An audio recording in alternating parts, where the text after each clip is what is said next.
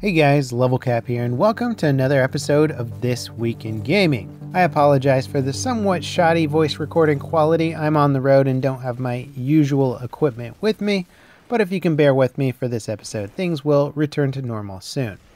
Destiny 2's gameplay has been revealed. Bungie and Activision broadcast an hour-long stream full of details about the upcoming MMO shooter. The campaign is set in the far future. Players will face off against the leader of the Red Legion, Lord Gaul, who has led a successful attack on the tower, driving out the Vanguard and stripping them of their powers. Players can expect a deeper story than the campaign of Destiny 1 and will be visiting at least 4 new destinations: Earth, Titan, Nessus, and Io. Each destination will feature unique environments and areas to explore. As for gameplay, many core features from the first game have been tweaked. Weapon slots have been reworked. Instead of having a primary, secondary, and heavy weapons, players will be able to equip a mix of kinetic energy and power weapons. Getting into activities no longer requires going to orbit. Players can launch any activity from the world map, which can be accessed at any time. As for what activities will be available, so far Bungie have confirmed that the campaign, adventures, patrols, lost sectors, quests, public events, and the Crucible will be available. Information regarding raids hasn't been announced, but Bungie will be talking about them in the near future. We do know that the new strike is called Inverted Spire. I uploaded about 30 minutes of raw gameplay from that strike, so be sure to check that out if you're interested. It's set on the new planet Nessus and features plenty of Cabal and Vex to blast your way through. PvP will be 4v4 only at launch. It features a new Crucible mode called Countdown that is pretty much similar to CSGO's Diffusal game mode. I also uploaded some raw footage of that PvP game, so if you're interested in the new map Midtown and want to know more, check out that video. Now when it comes to clans, Destiny 2 will officially support them with a new in-game system. It'll feature a unique progression system that rewards all members regardless of how much time players sink into the game. Matchmaking will be available for raids and other activities, so players won't need an endless list of friends just to get in a raid or strike.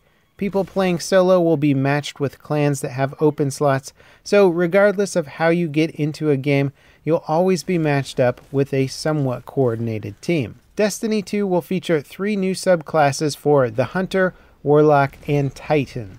The Hunter, Gunslinger, and Titan Striker subclasses will return from the first game, but nothing has been confirmed beyond that. The new subclasses in Destiny 2 are Hunter Airstriker, Warlock Dawnblade, and Titan Sentinel. All 3 of those subclasses feature their own unique supers. Now when it comes to technical details, Bungie was pretty tight-lipped.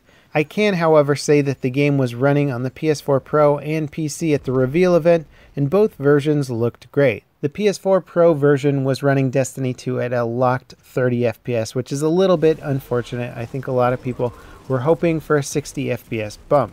The general experience was essentially what you would expect from the previous Destiny title on console. Now on PC, the build at the reveal event ran pretty much flawlessly. They had it running on an NVIDIA GTX 1080 Ti GPU in 4K at a locked 60 FPS. We didn't notice any stuttering or input lag at all, and I believe the game will allow a uncapped FPS as well. We're working on a full first impressions video of Destiny 2 that covers our experiences with the game during the reveal event, so stay tuned for that. Ubisoft have announced Far Cry 5, The Crew 2, and a new Assassin's Creed title. No details regarding these games have been released by Ubisoft, but there are some rumors circulating. Far Cry 5 is rumored to be set in Montana, where you play as a police officer. Other rumors include the game being set in the UK. Rumors about the upcoming Assassin's Creed game have been buzzing for several weeks, ever since a supposed image of gameplay leaked. The most credible rumor so far comes from the source of the image, which was a post on Reddit. It's since been verified as credible by Eurogamer. The image shows a boat being controlled by what looks like an assassin-type character. On-screen text seems to indicate an Egyptian theme.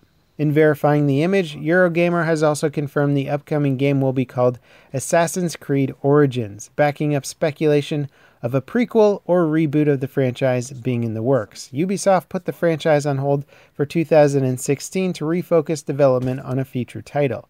As for The Crew 2, no new info has been leaked yet. Overwatch's Season 5 start date has been announced by Blizzard. Competitive players can dive in starting Wednesday, May 31st. Like previous seasons, players will be able to accumulate competitive points that they use to unlock gold weapon skins. Players that participate in Season 4 will get their unique spray and player icon when it ends on Sunday, May 28th. Overwatch's next event is an anniversary event in celebration of the game being 1 year old. It starts on May 23rd and ends on June 12th. Players will be able to collect event-specific skins for a variety of characters. 3 new arena maps will be playable during the event, and the standard loot boxes will be updated with new items when the event goes live. A Game of the Year edition of Overwatch will also launch with this event. It comes with 10 bonus loot boxes, origin skins for 5 heroes, and other items. At the start of the year, Microsoft announced that they were canceling an open-world action RPG called SCALEBOUND. It was in development by Platinum Games. Recently, however, Microsoft renewed the rights and trademarks to the title. There is speculation based on a tweet from a supposed insider that the development has resumed on the title, but nothing is confirmed at all. Considering Platinum Games' recent surprise success with their Bayonetta PC port, Microsoft might have renewed faith in the developers to deliver a successful title. SEGA is working on reviving their major IPs for modern gamers. They recently announced a plan to revamp their library and bring back old favorites. What titles they have in mind is still uncertain, but it could include everything from Jet Set Radio to their flagship character, Sonic the Hedgehog. A new closed beta for Lawbreakers is currently underway for players lucky enough to get a beta invite.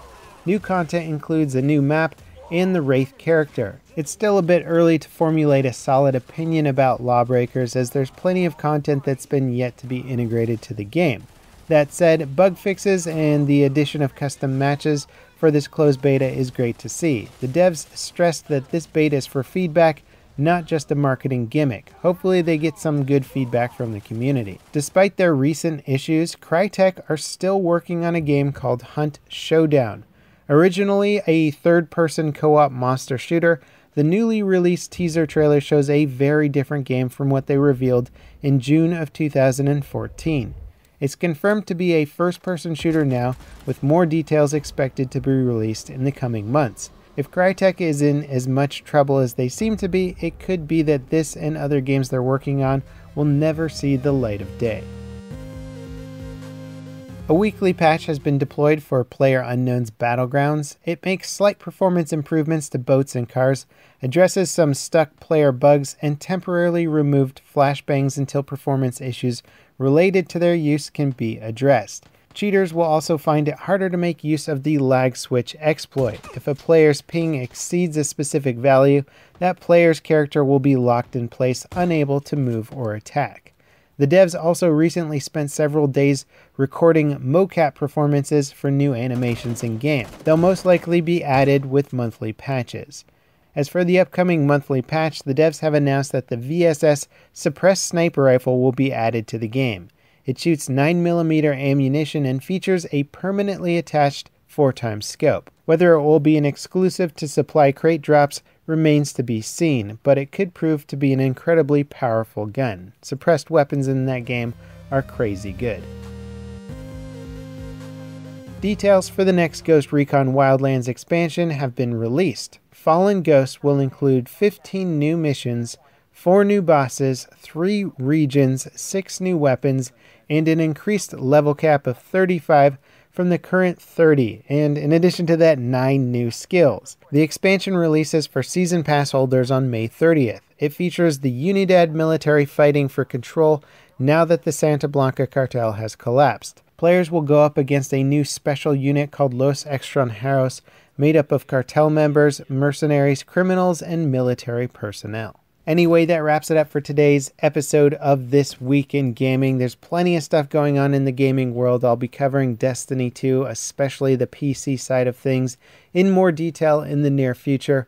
As always, guys, thanks for watching, and we'll see you next time. This is Level Cap, signing off.